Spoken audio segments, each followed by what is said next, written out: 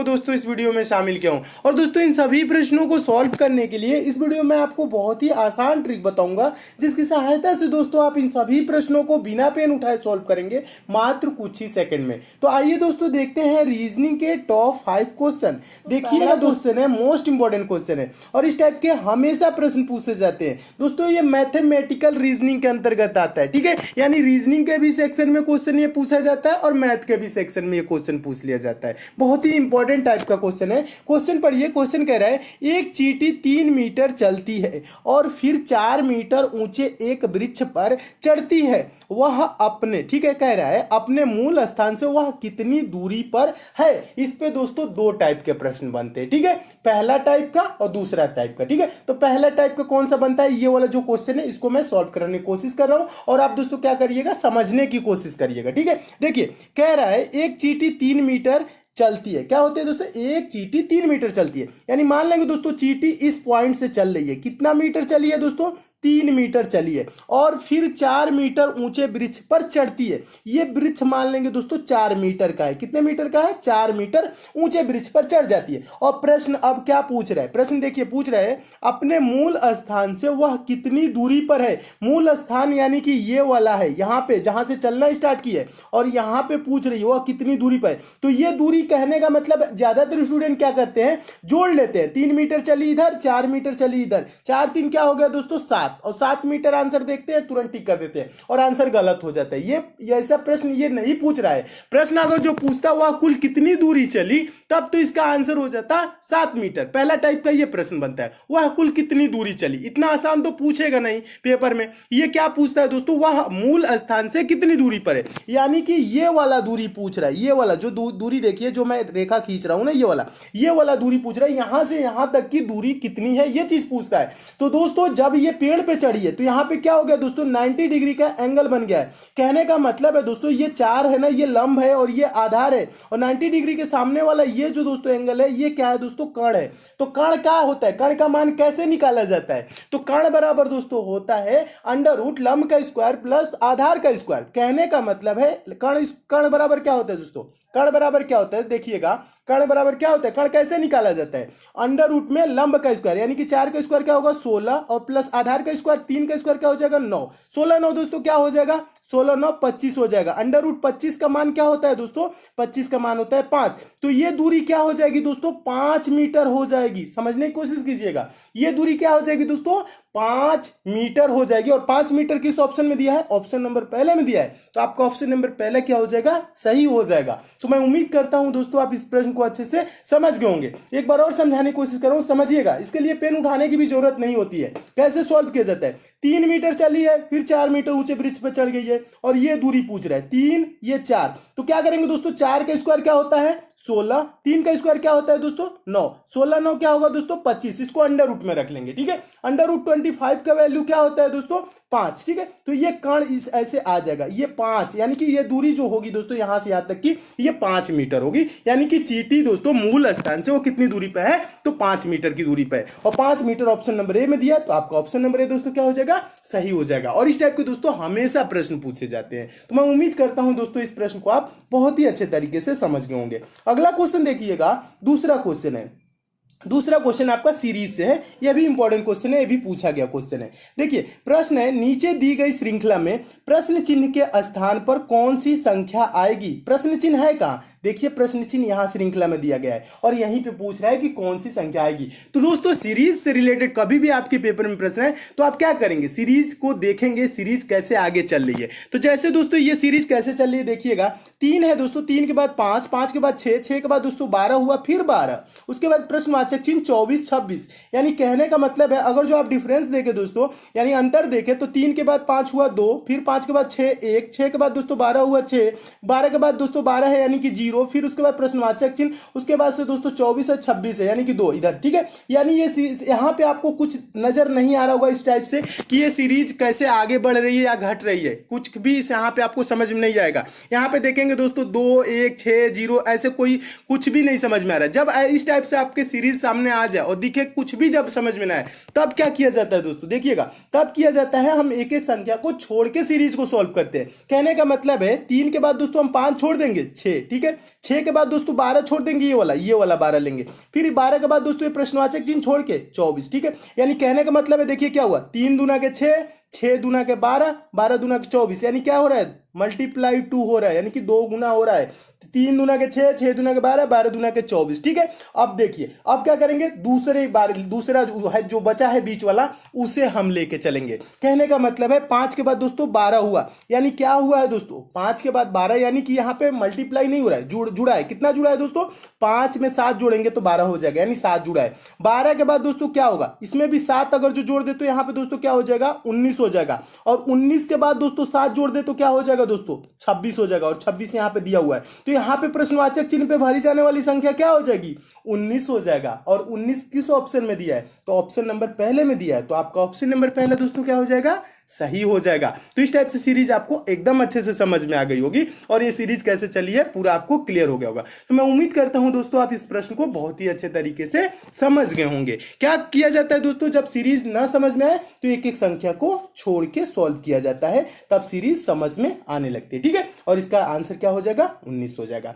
Next question देखिएगा, तीसरा question. और दोस्तों मैं आपको बता दूं, प्रश्न सॉल्व करने से पहले क्या किया करिए, वीडियो को पॉज कर दिया करिए, अपने आप से भी सॉल्व करने की कोशिश किया करिए, ठीक है। अपने आप से सॉल्व करने की कोशिश करेंगे तो आपके अंदर सोचने समझने की शक्ति विकसित होगी। तो आप पेपर में क्या होगा, आपको हिचकिचाहट नहीं होगी, हेजिटेशन नहीं होगी, आप प्रश्नों को पेपर में भी अच्छे से सॉल्व करने लगेंगे। तो अपने आप से भी सॉल्व करने की कोशिश किया करिए, बुक से भी प्रैक्टिस किया करिए, ठीक है। देखिए तीसरा क्वेश्चन बहुत ही इंपॉर्टेंट है और आपको प्रश्न दोस्तों अच्छे लग रहे हैं तो वीडियो को अभी लाइक कर दीजिए और ज्यादा से ज्यादा आप दोस्तों शेयर किया करिए। लाइक शेयर करते हैं तो दोस्तों हमें मोटिवेशन मिलता है कि आपको वीडियो पसंद आ रही है। और किसी टॉपिक में आप विशेष रूप से कमजोर है तो उस टॉपिक का नाम यानी चैप्टर का नाम भी कमेंट कर देंगे तो भी चैप्टर में बहुत जल्द कंप्लीट करा दूंगा, ठीक है। देखिए तीसरा क्वेश्चन है, नीचे दी गई प्रश्न का सही वेन आरेख बताएं।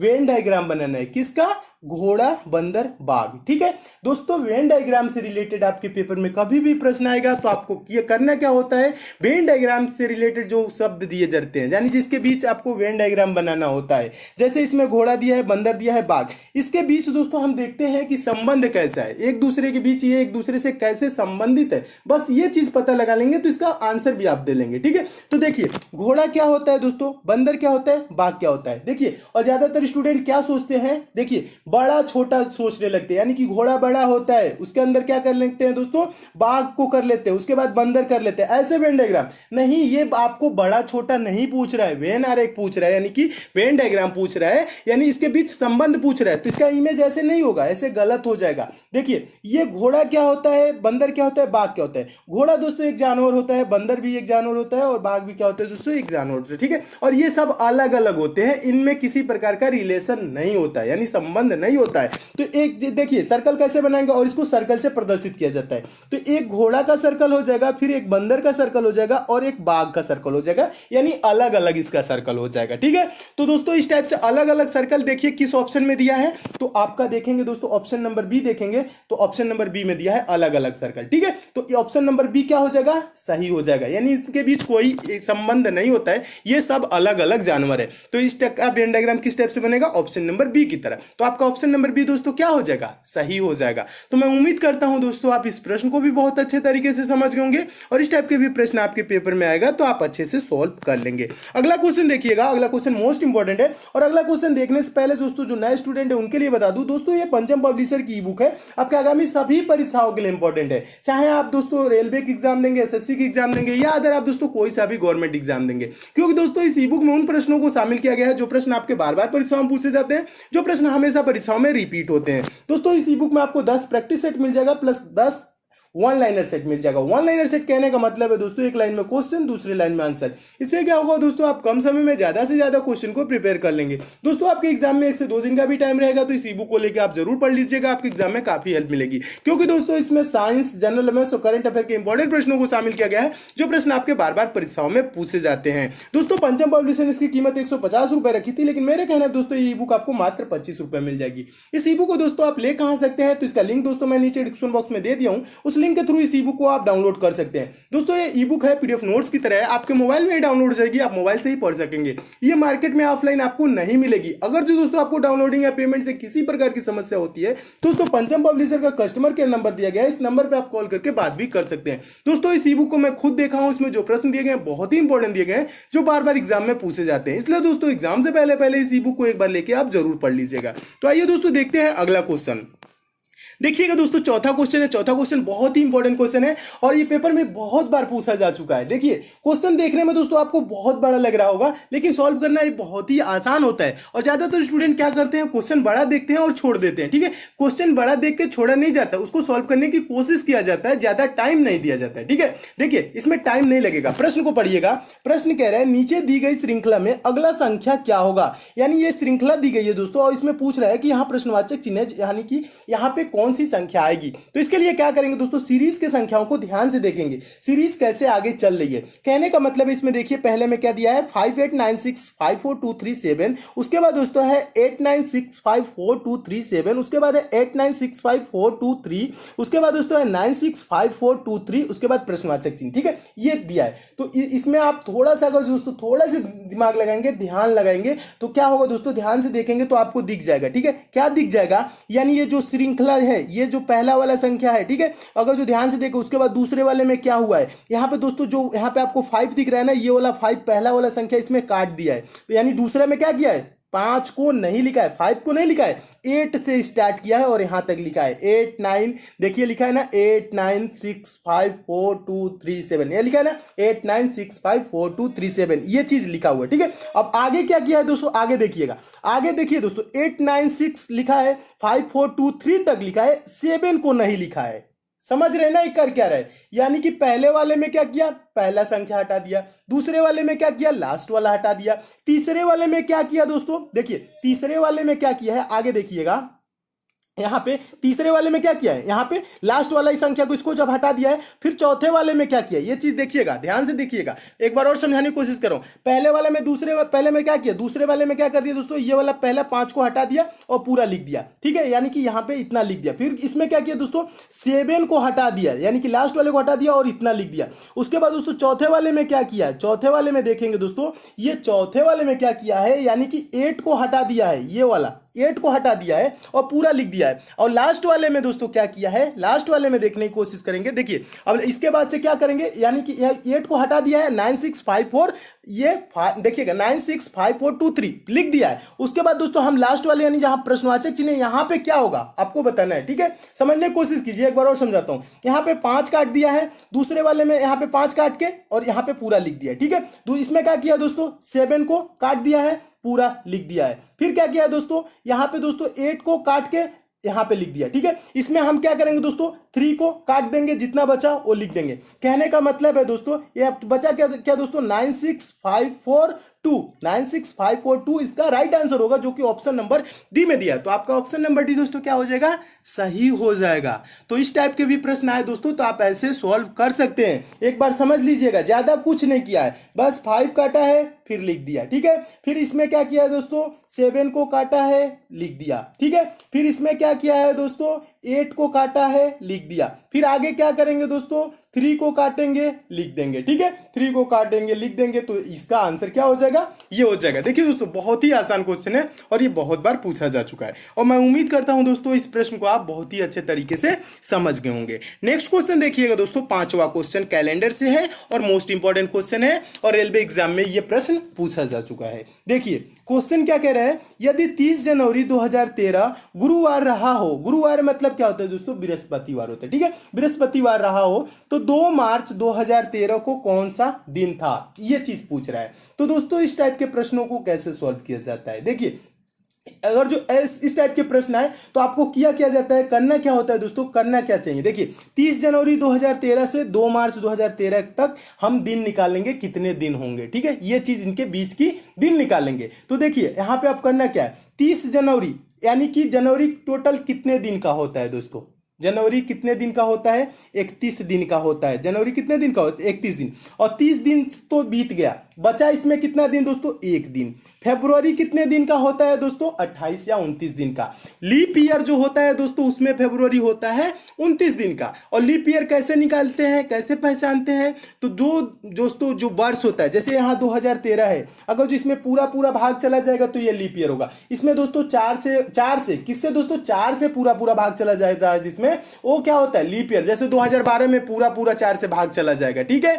2020 है, 2012, 2016, 2020, ये क्या होगा दोस्तों, ये सब लीप ईयर होते हैं और इसमें 4 से पूरा पूरा भाग चला जाता है। तो इसमें फरवरी माह कितने दिन का होता है, 29 दिन का होता है। लेकिन 2013 क्या है, लीप ईयर नहीं है, तो इसमें फरवरी माह कितने दिन का होगा, 28 दिन का। तो फरवरी में कितना दिन बचा दोस्तों, 28 दिन। और पूछ क्या रहा है दोस्तों, 2 मार्च को, फरवरी के बाद आएगा मार्च, 2 मार्च यानी कि 2 मार्च में 2 दिन, ठीक है। अब इसको जोड़िए, कितना दिन हुआ, 1, 28, 2 जोड़ेंगे, 1, 28, 29, 29, 2, 31, कितना दिन हो गया दोस्तों, 31 दिन। अब क्या करेंगे दोस्तों, इसके बीच का दिन कितना आ गया, 31 दिन आ गया। हम 31 को क्या करेंगे दोस्तों, 7 से भाग करेंगे। 7 से क्यों भाग करते हैं, सप्ताह में 7 दिन होते हैं, प्रत्येक सप्ताह के बाद वही दिन रिपीट करने लगता है, इसलिए दोस्तों क्या करते हैं, 7 से भाग करेंगे। 31 को दोस्तों 7 से भाग करेंगे तो क्या होगा, 7 चौक 28 हो जाएगा। और यहाँ पे शेषफल में क्या बचेगा, शेष क्या बचेगा, 31 में से 28 घटाएंगे तो क्या हो जाएगा, 3 बचेगा। ये जो 3 दिन बचा ना, इसी को क्या करेंगे, गुरुवार में जोड़ देंगे।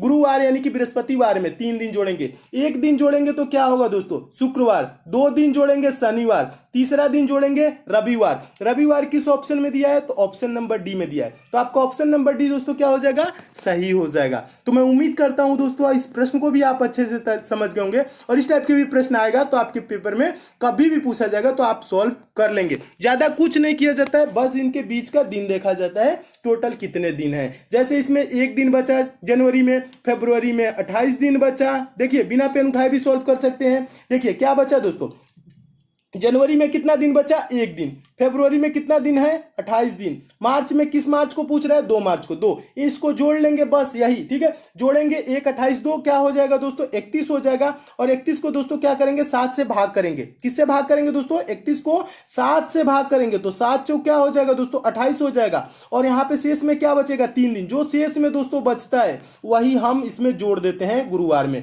गुरुवार में 3 दिन जोड़ेंगे तो हो जाएगा रविवार, इसका रविवार। अगर जो दोस्तों शेष में कुछ भी ना बचे, जीरो बचे, जीरो भी कभी बचता है, ठीक है, तो यानी कि वही दिन होगा, गुरुवार ही होगा। जीरो भी बचता है तो आप कंफ्यूज ना होइएगा, ठीक है।